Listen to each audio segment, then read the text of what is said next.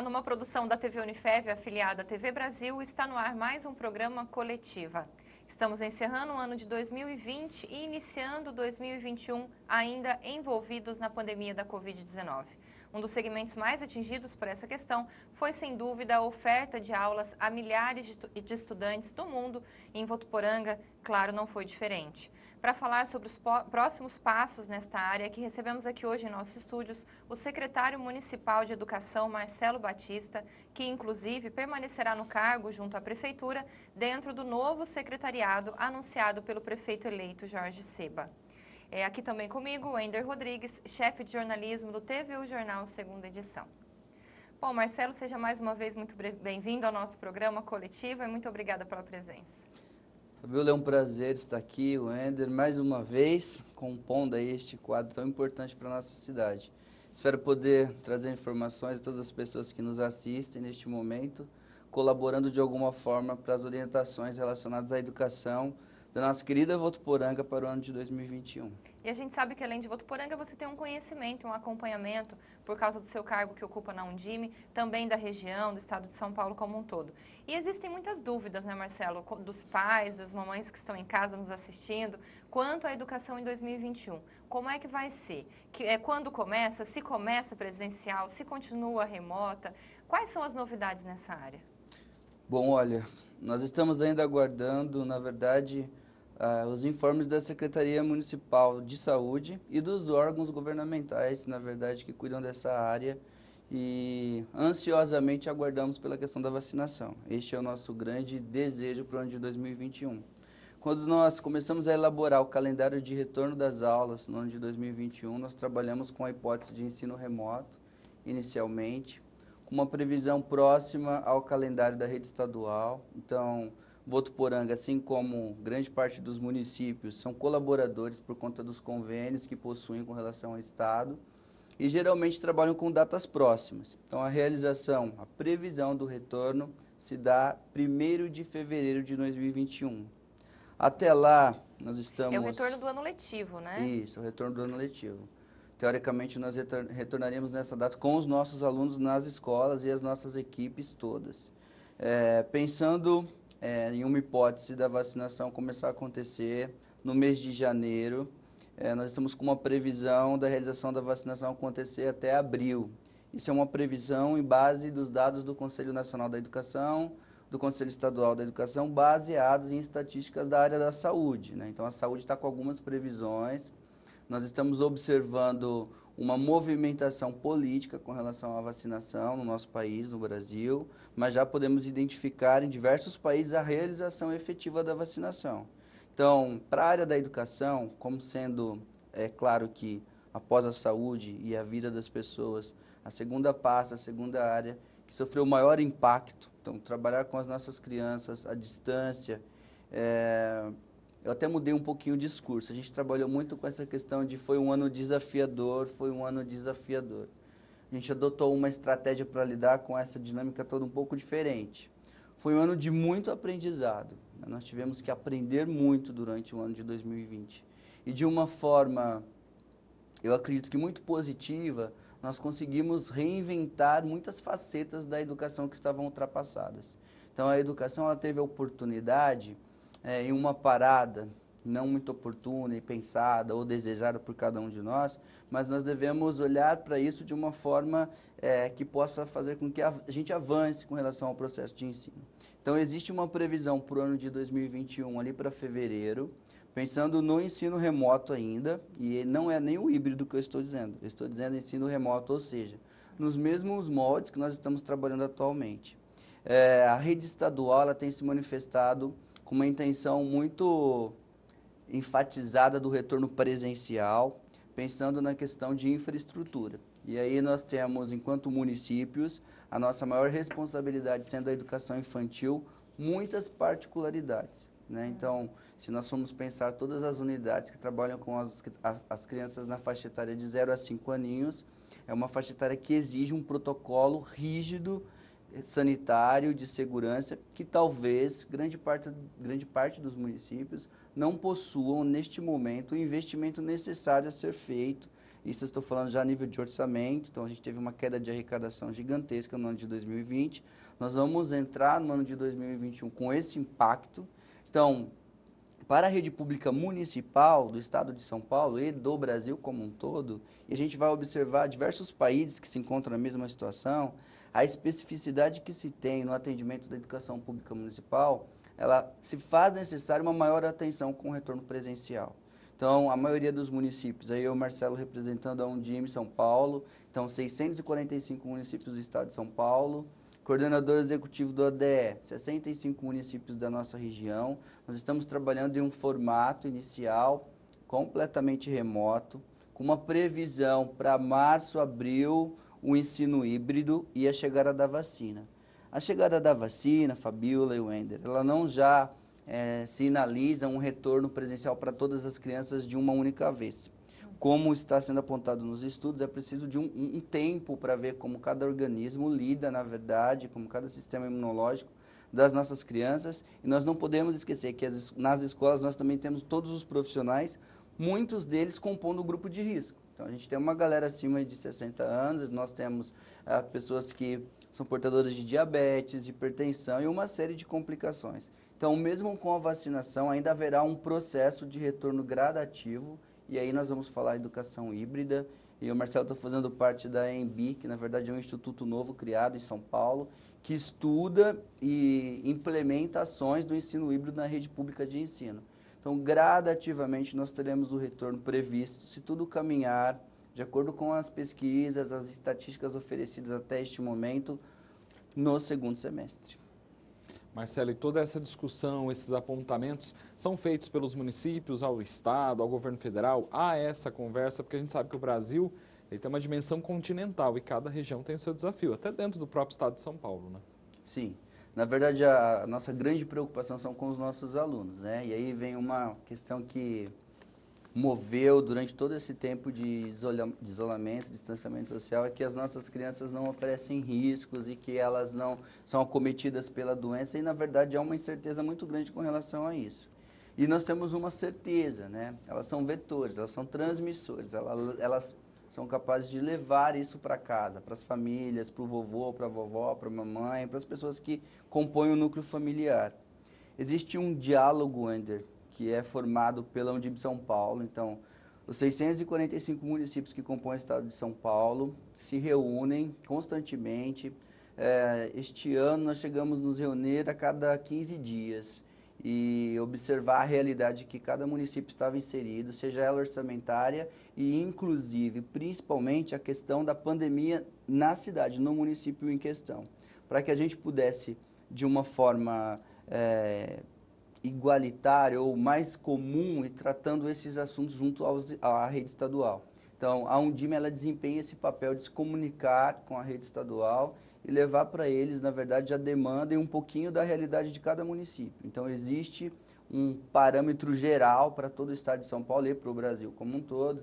E é fácil observar, se você abrir qualquer site de pesquisa e tudo mais, você vai conseguir identificar que grande parte do nosso país, Brasil, tem adotado as mesmas medidas em se tratando da rede pública municipal, que se refere à faixa etária aí de 0 a 10 aninhos em média.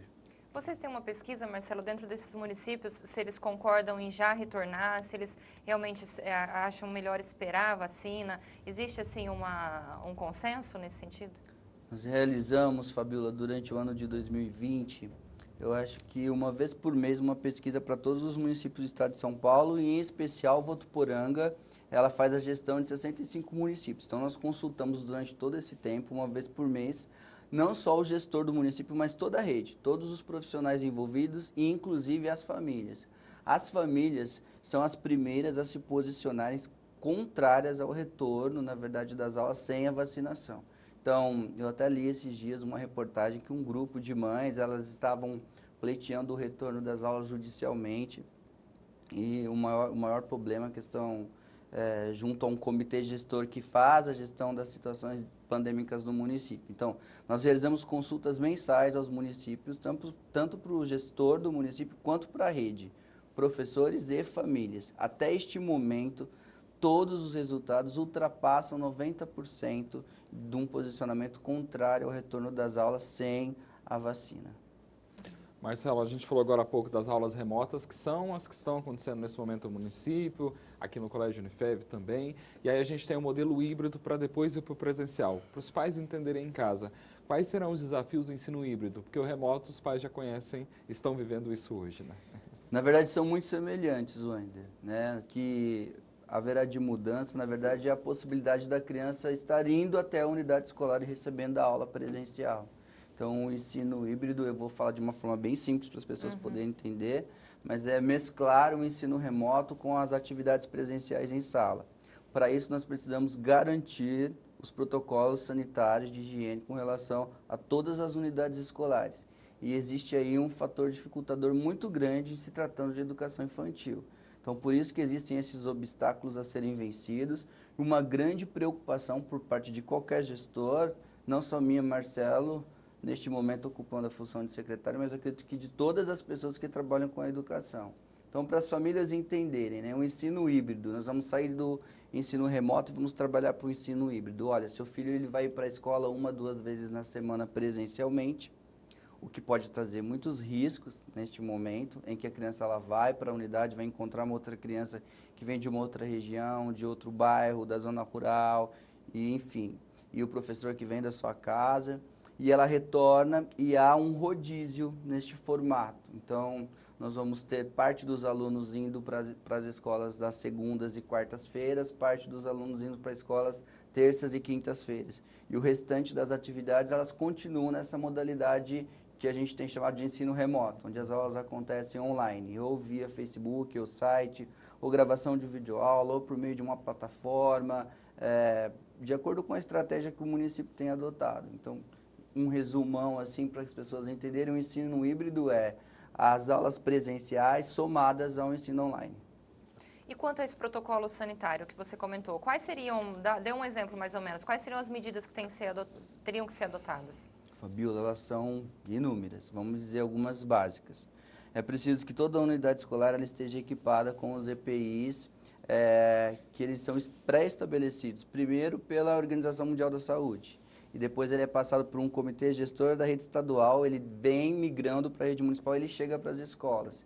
Então, eu te diria que todas as unidades escolares precisam ter, não são detalhes tão simples quanto parecem, álcool gel suficiente para toda a equipe que está trabalhando, inclusive para os alunos, ser oferecido a cada aluno um kit de proteção. Este kit ele deve conter não só o gel, mas lenços umedecidos para a mão, lenços para a limpeza das carteiras. É preciso conter no mínimo 2 máscaras infantis, antialérgicas e com uma série de pré-requisitos do Inmetro. É preciso que a unidade escolar esteja equipada com um tapete de higienização na entrada.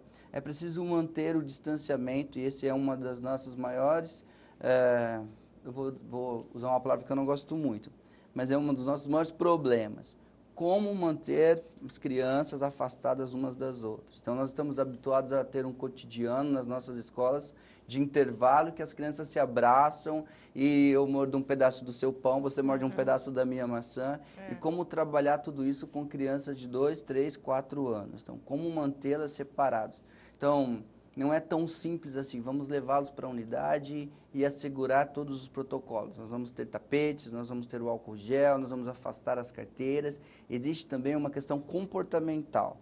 A autonomia que a criança tem de escolha com relação aos protocolos de higiene nessa faixa etária são mínimas, né? Então, assim, o professor, imagine um educador que ele tem uma turma de 18 crianças de 1 aninho, 1 aninho e meio. Pense comigo como será difícil para ele manter essas crianças afastadas umas das outras, e quanto seria difícil para o município criar o distanciamento necessário de 1,5 metro, 2 metros, talvez, dessas crianças, enquanto nós teríamos que aumentar a nossa equipe de trabalho. Então, por exemplo, nós não teríamos orçamento para realizar um novo concurso público e suprir uma demanda gigantesca para reorganizar todas as salas. Então, são esses detalhes de funcionamento do dia a dia escolar que tem complicado muito a questão do retorno às atividades presenciais. Então, para o município, que a especificidade ele é o ensino fundamental e a educação infantil em particular e em especial, e eu sou apaixonado por educação infantil, exige demais essa questão de preparo e organização e muito planejamento. Votuporanga e todos os municípios do ADE do Noroeste Paulista, Arranjo de Desenvolvimento Educacional aqui da nossa região, todos os municípios ao nosso entorno, nós elaboramos juntos, na verdade, um protocolo de higiene. Posso te adiantar que 90% dos municípios não conseguiram adquirir 50% dos itens que são necessários para compor um retorno de segurança. Então, eu acho que é preciso ainda muita reflexão acerca disso. Eu entendo que as famílias, neste momento, mesmo sendo super parceiras, estão sofrendo, assim como nós estamos sofrendo com o distanciamento. É difícil ter o filho em casa, é difícil fazer-se representar com a figura docente, orientadora de assuntos educacionais e pedagógicos, que não é este o papel. O papel é de acompanhar, é de estar junto, mas não de ser e executar as funções, as atribuições que são, na verdade, originadas no professor. Mas, se nós formos pensar, na verdade, com o que nós estamos lidando, e ainda ele é tão desconhecido, é uma doença tão traiçoeira. Eu acho que as famílias precisam levar isso em consideração, aquelas famílias que estão ansiosamente desejando o retorno presencial. Até porque muitas voltaram, deixaram o home office, né? Já estão trabalhando, Sim, né? Então tem esse desafio também, né? Tem muitas mamães que já retornaram a trabalhar no comércio com horário estendido, e nós estamos com as unidades de educação infantil fechadas neste momento, na tentativa de garantir a proteção e a saúde, inclusive, talvez, dessa família. Mas não seria falta de compreensão, seria realmente a dificuldade do momento. A gente compreende que essa mãe precisa trabalhar, essa criança precisa ter onde ficar. Na verdade, ela sempre teve, e a pandemia ela trouxe, na verdade, esses enfrentamentos desafiadores para a rede pública de educação. Marcelo, vamos falar agora de estratégias. Num panorama geral, aqui em Votuporanga, quais foram as adotadas até o momento, de março até agora? Nós começamos a suspensão das aulas em março, se eu não me engano, dia 20, e desde então nós implementamos um programa chamado Educação Escolar. É uma plataforma, na verdade, ela linka a outras plataformas também. Nós desenvolvemos uma série de materiais didáticos para a rede, para facilitar o trabalho dos educadores, em especial na educação infantil, materiais orientadores. Essa plataforma que nós desenvolvemos, chamada Programa Educação Escolar, foi o que orientou, até este presente momento que eu estou aqui falando com vocês, todas as ações realizadas durante o ano. Então, neles a gente pode encontrar escolarvotu.com.br, todas as videoaulas gravadas de março até agora. Então, todo o conteúdo de todos os dias, de todas as semanas, está disponível lá. Essa é uma plataforma, Wendy, que ela favorece muitas crianças que têm facilidade de acesso à internet. Paralelo a isso, nós desenvolvemos centenas de ações para levar tudo o que estava sendo oferecido nessa plataforma de uma forma física. Então, a gente elaborou atividades impressas, nós elaboramos uma série de cadernos de atividades e entregamos na casa, na porta do papai e da mamãe. Nós colocamos nos bairros, mercadinhos, vendas, lugares que nós entendíamos como sendo adequados para fazer este movimento, pontos de entrega de atividades físicas, além de todas as unidades escolares do município servirem como ponto de apoio. Então, o aluno ele poderia buscar na unidade escolar e já receber as orientações, ou se ele mora num bairro distante, por exemplo, nós levamos com os nossos motoristas e os nossos estagiários, inclusive aqui da Unifev, a atividade até a família, e o estagiário vai explicar para a mamãe, olha, aqui é para fazer isso, é assim, enfim, todo o protocolo de realização. Além do professor, nos grupos de WhatsApp, pelos canais de Facebook e tudo aquilo que nós podemos utilizar de tecnologia, levar para a família as orientações necessárias. Foi um ano extremamente, meu Deus, difícil, e que sem as famílias nós não teríamos conseguido alcançar os resultados que nós obtivemos durante este ano. As famílias, mais do que nunca, se tornaram grandes parceiras e aliadas, e não só para acompanhar o trabalho, neste momento para nos ajudar a realizá-lo dentro dos lares das nossas crianças. Marcelo, existe alguma avaliação sobre esse conteúdo aprendido em sala de aula e será preciso retomá-lo quando as aulas voltarem ao normal, vamos dizer assim? Fabiola, os conteúdos que a gente faz a entrega para as crianças, ou a gente disponibiliza no site, ele retorna para as unidades escolares para o professor fazer correção e orientação. Então, existe esse feedback, assim, por parte da redação das atividades. o ano de 2021 será um ano de grandes retomadas, né, de grande resgate. Nós entendemos que, apesar de termos tido um resultado extremamente positivo, Votuporanga foi destaque a nível nacional na realização de um programa de educação por meio do ensino remoto, né? Nosso programa Educação Escolar hoje encontra-se em Brasília como exemplo para todos os municípios brasileiros se inspirarem em estratégias e metodologias e propostas para se realizar a educação por meio do ensino remoto, inclusive para municípios que possuem baixa renda. Bacana. Mas nós entendemos que a grande dificuldade das famílias da zona rural, por exemplo, que não têm acesso à internet, e Votuporanga ele fazia entrega com os motoristas, eles iam até a casa da criança no sítio para entregar as atividades. Porém, a criança... E foi muito ágil, né, Marcelo? Se me permite interromper. Foi muito ágil. Nós começamos, nós fechamos a escola numa quarta, quinta-feira, na segunda-feira a gente estava com o programa rodando. Foi um tempo recorde, a gente trabalhou de sexta, sábado, domingo à noite para poder não desamparar as nossas crianças e principalmente fazer uma acolhida emocional, né? Então, pensando que no município a especificidade de trabalho ali é a educação infantil, então como cuidar das emoções dessa criança? Elas não entendiam que as escolas estavam fechadas. Segunda-feira elas queriam ir para a escola. Muitas famílias colocaram uniforme nas crianças na segunda-feira e foram de carro até a unidade para que o filho pudesse ver que não tinha ninguém. Então, a gente recebeu, e eu fico arrepiado, a gente recebeu uma série de vídeos assim dos papais e das mamães chegando até as unidades escolares com o filhinho e a criança aos prantos, porque a escola estava fechada. Onde estava o professor? Onde estava a diretora? Onde estava a tia do papá, que eles falam, né, que é da alimentação? Então, assim, foi um momento em que nós tivemos que agir rapidamente para minimizar um pouco. E eu aproveito esse espaço e agradeço à rede pública, a todos os profissionais de educação que nos assistem e que, de uma forma extremamente carinhosa, amorosa, se empenharam e abraçaram essa causa de levar a educação e o afeto para os lares das nossas crianças de uma forma ímpar. Então, nós temos, assim, da tia da cozinha até o nosso professor especialista, que tem 900 alunos, porque ele tem 10, 20, 30 salas de aula, mas que se empenharam de uma forma que eu só tenho a agradecer e eu tenho certeza absoluta que as famílias, nossos alunos também. Marcelo, uma das grandes polêmicas durante todo esse processo foi a própria questão da reprovação, porque havia-se o medo desse acesso à internet. Como que ficou, num modo em geral, no estado de São Paulo, nas redes municipais, aqui em Votuporanga, essa questão da reprovação? Na verdade, nós trabalhamos com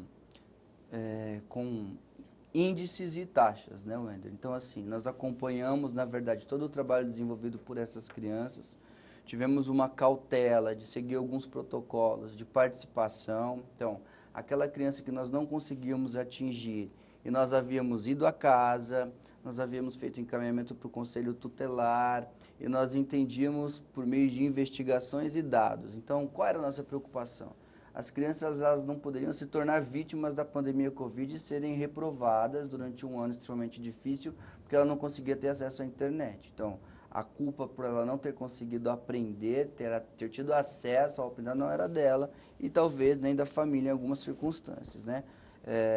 Então, nós criamos alguns protocolos. A criança ela precisava ter participado do grupo do WhatsApp, ela precisava ter ido à unidade escolar, ela precisava ter atendido, na verdade, as visitas realizadas pelos nossos motoristas. Os gestores visitaram muitas famílias, diretor e coordenador bateram muitos bairros atrás dos nossos alunos. A gente lançou um lema na rede, que era nenhum para trás, né? Tipo assim, a gente podia deixar nenhuma criança para trás.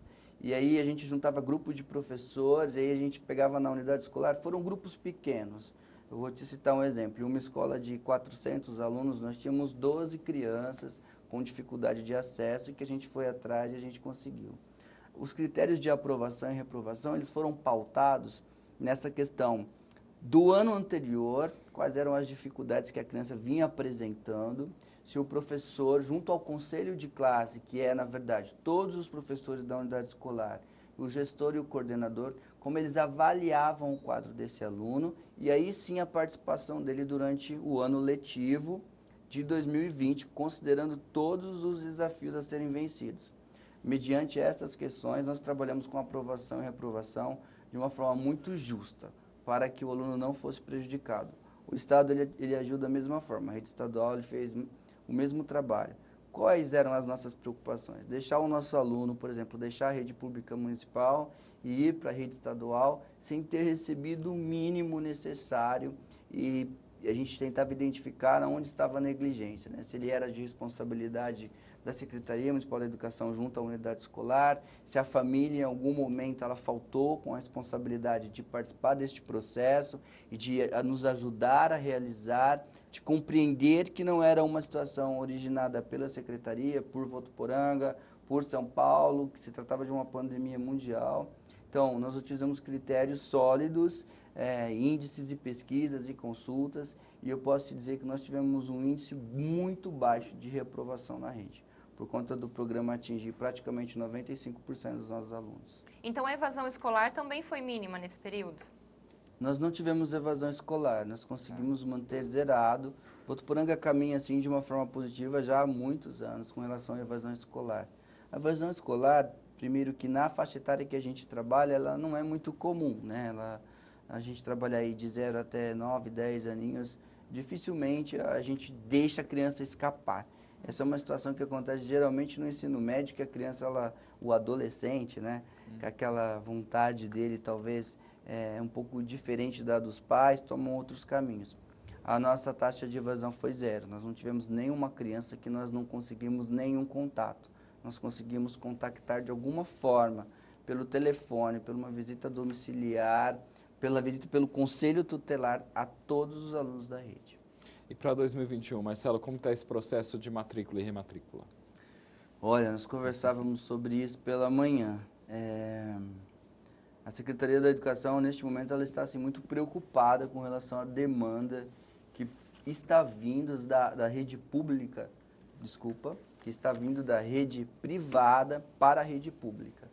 Então, nós já recebemos entre 450 novas matrículas vindas da rede privada e de outros municípios. Então, as famílias estão perdendo o emprego, elas estão retornando para a casa dos pais. Aí os pais moram em Votuporanga e essa criança vem para a rede. O pai, ele está tendo a aula online na escola privada e ele paga uma mensalidade X, aí ele está vendo que o município ele está oferecendo isso com muita qualidade também, então ele está migrando neste momento também para a rede pública de ensino. Isso nos preocupa bastante, Wender. Hoje nós discutimos isso e nós chegamos a pensar assim, pode ser que a gente não consiga realizar todo o atendimento de todas as famílias que vierem a procurar a rede pública, e é complicado eu falar isso porque o atendimento ele é obrigatório.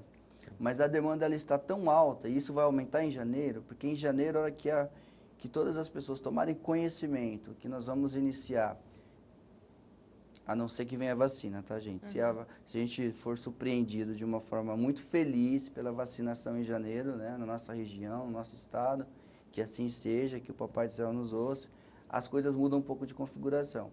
Caso contrário, o início das aulas ali, a partir de 1º de fevereiro, na modalidade que está, vai implicar em muitas transferências e essa migração das crianças da rede privada para a rede pública. Isso é uma grande preocupação nossa neste momento.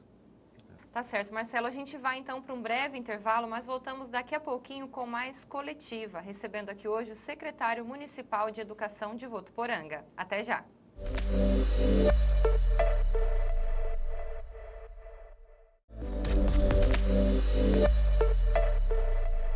Estamos de volta com mais um bloco do programa Coletiva da TV Unifev, um programa semanal de entrevistas, e hoje recebemos aqui o secretário municipal de Educação, Marcelo Batista.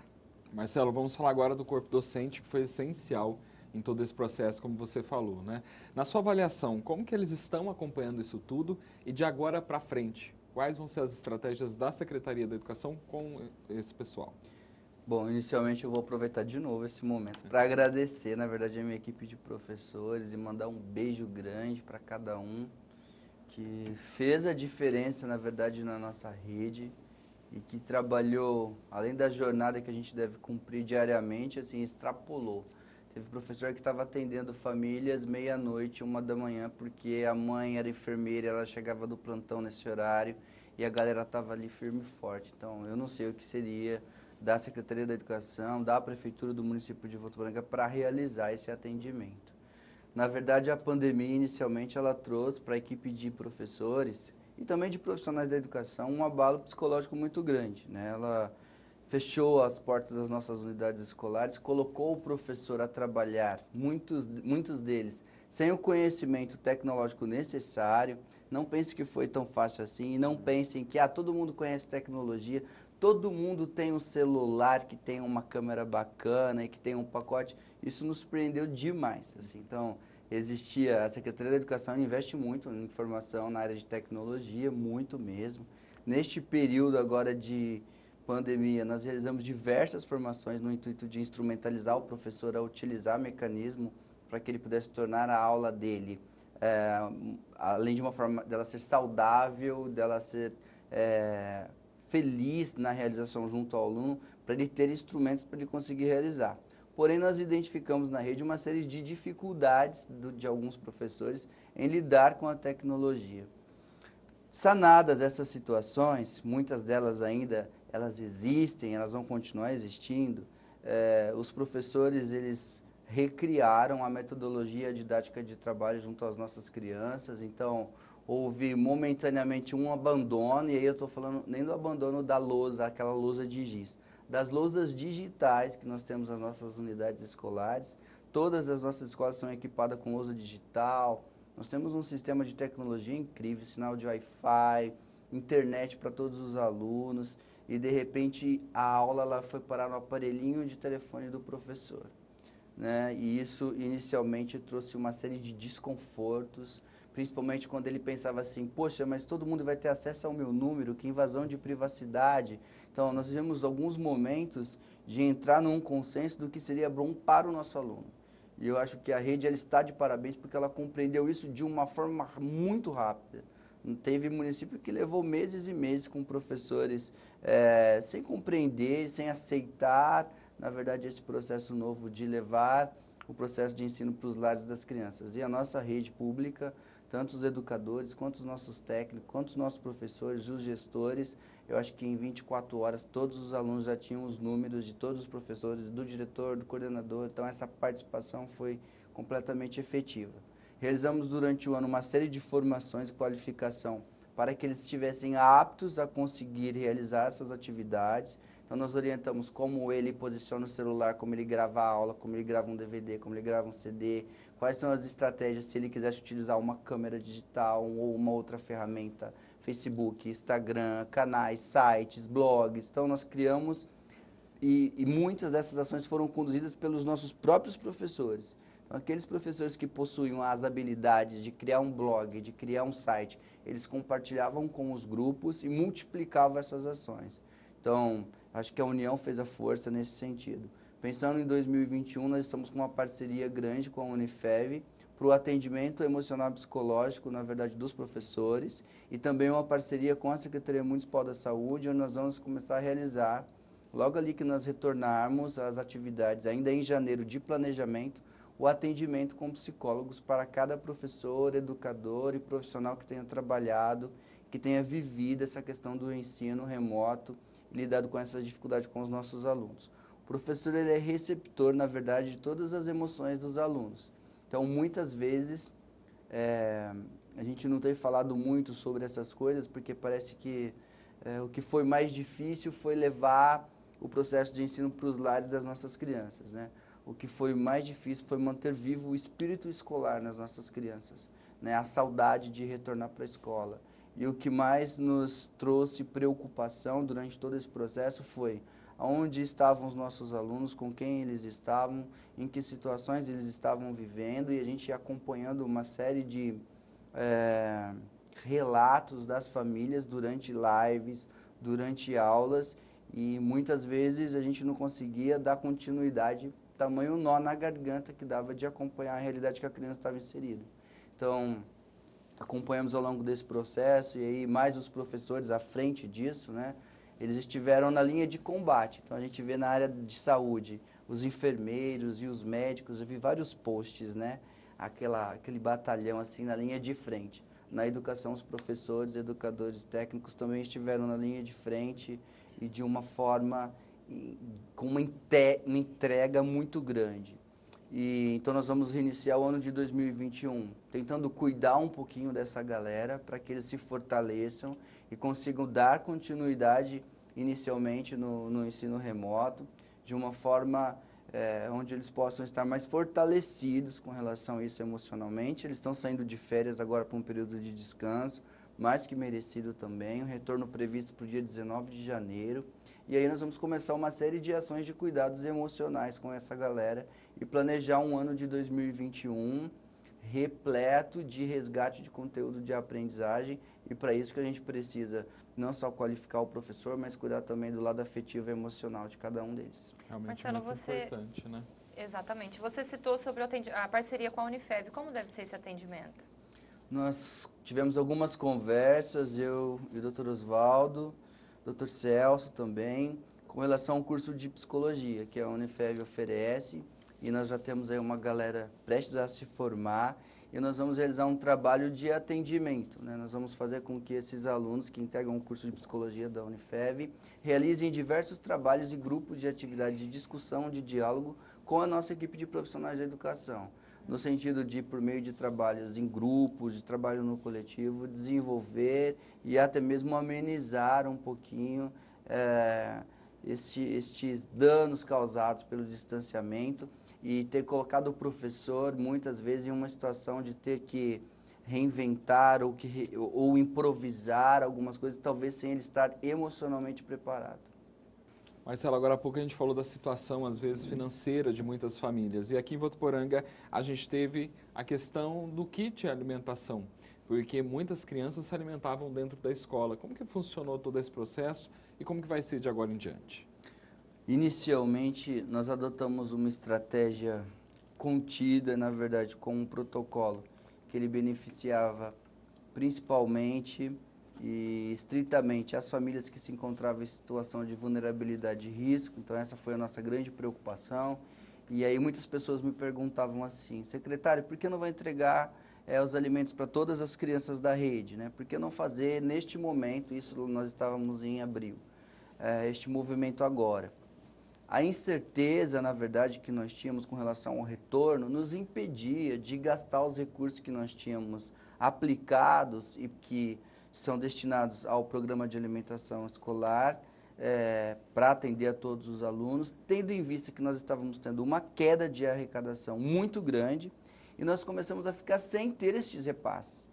Então, assim, a nossa preocupação era, inicialmente, lá em abril, se as aulas fossem retornar, e a gente pensava que as aulas iam retornar cada mês que se passava, né? Existia uma ansiedade muito grande. As aulas retornam em junho, as aulas retornam em julho. Depois, olha, nós vamos conseguir retornar em outubro. Então, nós adotamos a estratégia de, inicialmente, atender as crianças que realmente estavam em situação de vulnerabilidade e risco, cadastradas no Bolsa Família. Mas, Wender, é importante, talvez, explicar aqui para a população, neste momento, que nós atendemos centenas e dezenas de famílias que nos procuraram, que estavam desempregados, que o papai tinha perdido o emprego, que a mamãe estava sozinha com os filhos, ou que a criança tinha ido ir morar com as avós, e por meio de uma triagem em parceria com a assistente social, e com uma assistente social que, na verdade, está lotada na nossa secretaria, nós realizávamos a triagem, preenchíamos a questão de documentação e nós beneficiávamos também essa família. Nós oferecíamos, na verdade, o kit de alimentação escolar.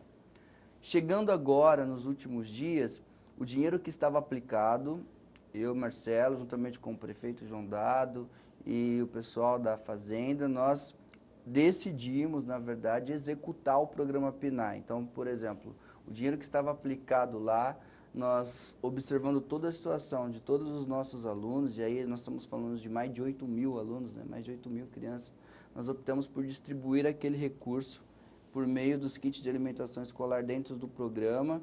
Então, nós fizemos a entrega para novembro e dezembro, executando este recurso que estava aplicado para toda a rede. Então, nós vivemos agora, nestes dias, nesses últimos dias, a entrega de produtos do hortifruti da agricultura familiar para todos os alunos e dos kits de alimentação escolar para todas as crianças, executando dessa forma o programa de alimentação escolar. E como é que vai ser para o ano que vem? Já tem uma previsão, Marcelo? O ano que vem a nossa ideia se nós iniciarmos nessa modalidade de ensino remoto, dar continuidade à aplicação dos recursos do PENAE, oferecendo para todos os alunos o kit de alimentação escolar composto por kits da agricultura familiar também. Ou seja, da mesma forma que nós estamos encerrando o ano de 2020, distribuindo este recurso que antes vem para todos os alunos, para toda a rede, nós vamos iniciar da mesma forma, nós vamos manter este formato. E aí eu já deixo claro, mas até quando vocês vão conseguir fazer isso? Enquanto nós tivermos o recurso aplicado e estivermos recebendo a verba destinada para este feito, que é a alimentação dos nossos alunos, nós vamos realizar a entrega para todos. Se houver qualquer contratempo, nós vamos partir do princípio de, na verdade, poder cuidar daquelas famílias que realmente estejam precisando, né? Famílias desempregadas, crianças em situações de vulnerabilidade e risco, cadastradas no Bolsa Família. Essa é a nossa grande prioridade. Uhum.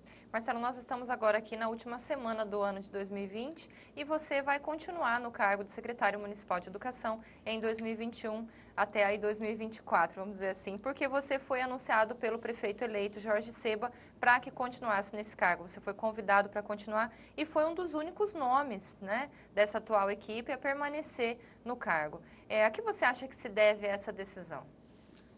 Bom, primeiramente eu acho que se deve a um trabalho em equipe feito com exímio esforço. Acho que a Secretaria da Educação, e aí eu aproveito de novo este momento e mando um beijo grande para toda a equipe de trabalho, dos assessores pedagógicos, equipe de supervisão, do administrativo. Acho que essa junção de potencial, juntamente com a força de trabalho que vem dos professores, dos educadores, fez com que a educação de Votuporanga, Fabíola, alcançasse a referência nacional em cinco grandes momentos, né? Votuporanga foi destaque nível Brasil em 5 grandes momentos. De governança, de gestão, de formação de professores, de qualidade oferecida na educação infantil, de cuidados com relação às crianças de 0 a 5 anos. Eu acho que todas essas conquistas favoreceram e me fazem estar aqui hoje, né? Podendo dar continuidade no ano de 2021 a este trabalho que, considerado pela população, eu acho que também é um reconhecimento muito grande. Eu observava lá, enquanto o prefeito falava, depois eu fui assistir, quantas pessoas estavam felizes, né? E eu aproveito e agradeço também a cada uma das famílias que nos apoiou durante todo este momento. Então, tenho certeza de que esta conquista, este convite, ele vem ao encontro de um trabalho realizado por uma equipe incrível da Secretaria da Educação e somado ao trabalho e aos esforços da equipe de profissionais que estão nas nossas unidades escolares. Marcelo, então, sobre o plano de governo para a educação do Jorge Seba, quais serão os principais investimentos aí, quais são, né, os principais investimentos previstos e se a gente tem previsão de construção de novas escolas, já que a cidade está crescendo e também há esse aumento pela rede municipal? Bom, nós vamos iniciar o governo Jorge Seba com uma série de sonhos a serem realizados aí, que estavam guardados há algum tempo. Então, nós vamos principalmente fortalecer as unidades escolares com relação à infraestrutura na área de tecnologia. Então, tem um anseio grande por parte de todos os profissionais da educação para que a gente atualize os mecanismos de tecnologia que eles possuem. E aí eu estou falando sobre notebooks, sobre centrais de mídias. Então, a gente precisa reconfigurar essas estratégias metodológicas e tecnológicas que existem nas unidades escolares, modernizando e beneficiando, assim, os executores, que são os professores, os educadores. Nós vamos levar para todas as unidades escolares salas de leituras com livros novos, com acervos novos de livros, que é algo que existe como uma demanda já há algum tempo. Existem vários projetos, Wender, com relação de construção de escolas nos bairros novos que estão crescendo, na região do Boa Vista, Pacaembu e tantos outros bairros que Votuporanga vem a cada dia ampliando e aumentando a questão da população. E também a ampliação de algumas unidades que possuem espaço físico para isso. Tudo isso já está prontinho para ser entregue no dia 4 de janeiro para o nosso futuro prefeito.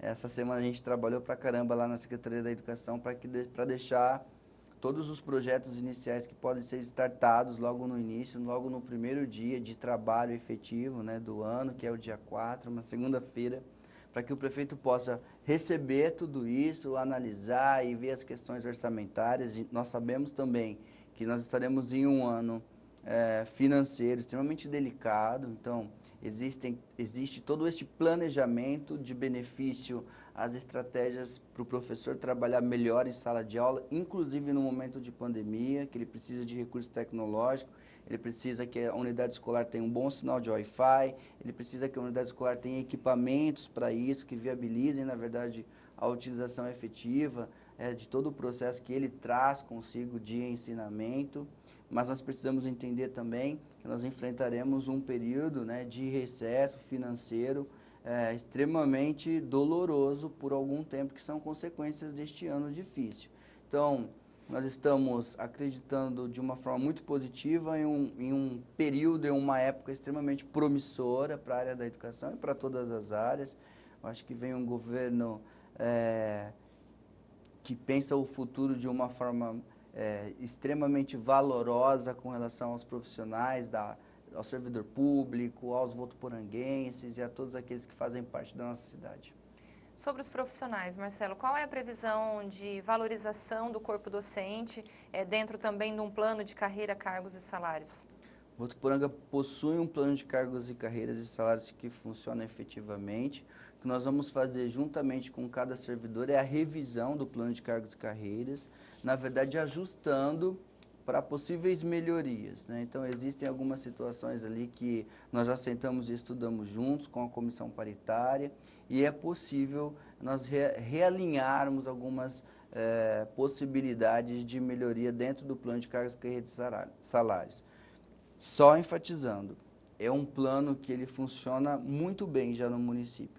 O que nós vamos fazer, na verdade, é otimizar esse plano, para que ele consiga beneficiar ainda mais o servidor e reconhecer, na verdade, né, o empenho que cada um de nós todos, eu também sou servidor público, temos com relação às nossas profissões. E mais uma situação sobre o plano aí de governo do Jorge, é a questão da escola em tempo integral, né, Marcelo? Foi uma das grandes bandeiras defendidas pelo Jorge, ele falou aqui no Coletiva também um pouco sobre esse projeto. Gostaria que você também falasse desse sonho, dessa iniciativa aqui para Votuporanga. Logo nas primeiras conversas que nós começamos a ter, quando o Jorge se manifestou como candidato a prefeito e veio conhecer um pouquinho da educação pública do município, nós falamos sobre a educação de tempo integral, como sendo uma grande estratégia, na verdade, de melhoria do processo de ensino da sala de aula. Lugar de criança na escola, né, Wender? Tipo assim, a pandemia ela mudou um pouquinho isso, mas lugar de criança onde ela está sendo cuidada, amparada, protegida, é na unidade escolar. Então, estar lá por um tempo significativo vai proporcionar para cada um dos nossos alunos e famílias um desenvolvimento integral, na verdade, de todas as potencialidades dos nossos alunos. O Jorge ele traz a questão da educação em tempo integral de uma forma muito efetiva. Este movimento ele vai ser gradativo, nós temos algumas fragilidades com relação às unidades escolares que precisam de ampliação para poder acomodar as crianças, que nós vamos precisar criar alguns espaços para poder atender um número maior. É interessante eu frisar, eu lembrar aqui as pessoas que Votuporanga ela já trabalha com a educação em tempo integral, né? Nós temos o projeto de educação em tempo integral em todas as nossas unidades. O que está no plano do Jorge, o que ele pretende e é extremamente valoroso, é otimizar tudo isso para que todas as crianças tenham acesso. Hoje nós atendemos nas nossas unidades escolares, na educação de tempo integral, as crianças que os pais trabalham. Então, tipo assim, o que nós conseguimos realizar de trabalho, de atendimento hoje, são para alguns alunos da rede, né? Nós não conseguimos atender, por algumas razões de infraestrutura, a todos os alunos. E aí o Jorge traz essa possibilidade de uma extensão, de uma expansão gradativa, de acordo com reforma e ampliação das nossas unidades escolares e projetos pilotos de atendimento de todos os alunos em educação integral. E aí a gente tem como inspiração a Escola SAB, que foi destaque agora, né? Era da rede estadual, mas é da nossa cidade. São os nossos alunos que estão lá e que ficou como referência no estado de São Paulo inteiro, sendo uma escola PEI, uma escola de projeto de tempo integral. Ou seja, não há uma outra estratégia melhor do que você ter o aluno o dia todo na unidade escolar, com atividades diversas, né? Nós não estamos falando que ele vai ficar o dia todo com o professor da sala de aula regular, mas ele vai ter ali, na verdade, infinitas possibilidades de desenvolver outras habilidades também. Então, na verdade, está posta aí uma forma, uma estratégia brilhante de levar qualidade de educação para os nossos alunos. Bom, Marcelo, a gente encerra então o programa coletivo. Agradecemos aqui mais uma vez a sua presença. Foram informações muito importantes. Tenho certeza que vai elucidar aí as dúvidas de muitas famílias votuporanguenses. Muito obrigada pela sua presença. O Wender também aqui comigo. Fica então o nosso espaço aberto agora para você deixar sua mensagem final. Bom, primeiramente eu quero aproveitar para agradecer a todos os meus amigos que dividiram esse período de gestão, de tempos difíceis que nós tivemos, né, durante principalmente o ano de 2020. Agradecer a equipe de profissionais que trabalha comigo junto na secretaria, em todas as unidades escolares. Um beijo, um abraço grande a todos os profissionais da educação que são envolvidos de forma afetuosa com os nossos alunos. E dizer às famílias, né, aproveitem este momento para refletir sobre o que realmente importa, né, sobre o que realmente faz a diferença nas nossas vidas. E aproveitar para viver este tempo que estão tendo em casa com os filhos de uma forma positiva. Otimizem isso na vida, né? Saibam olhar amorosamente cada minuto, cada segundo, né? Eu conversava com a mamãe esses dias e dizia para ela me dizia que estava muito cansada desse processo. E eu perguntei, quantos anos tem seu filho? Ela falou, tem 10 meses. Aí eu disse, você conseguiu ver ele caminhar, dar os primeiros passos? Aí ela disse, eu consegui. A gente estava na sala, ele foi de um sofá para o outro. Eu falei, é isso que importa. Então, assim, muitas vezes isso acontece na escola conosco, né? Muitas vezes os primeiros passos são dados na mão do educador. Muitas vezes é o educador que escuta a criança falar mamãe, papai. Então, família, aproveite este momento, né? Viva e consiga compreender o quão importante é estar com os filhos de vocês. Este é o meu recadinho. Um Feliz Natal, um Feliz Ano Novo para você, Fabíola, para você, Wender, e para todo mundo que nos acompanhou neste dia. A gente agradece mais uma vez, Marcelo, e agradecemos também a sua companhia. Esse foi o primeiro ano do coletivo, estamos encerrando o programa neste ano, mas o ano que vem com certeza tem mais. A gente agradece todo o carinho, todo o retorno da comunidade votuporanguense, de todos os municípios da nossa região que nos acompanha, que acompanha toda a programação da rádio e da TV Unifev. Fica aqui o nosso desejo de saúde para você, para sua família, que seja um ano de 2021 cheio de boas notícias. É isso que a gente espera. Até a próxima. Tchau, tchau.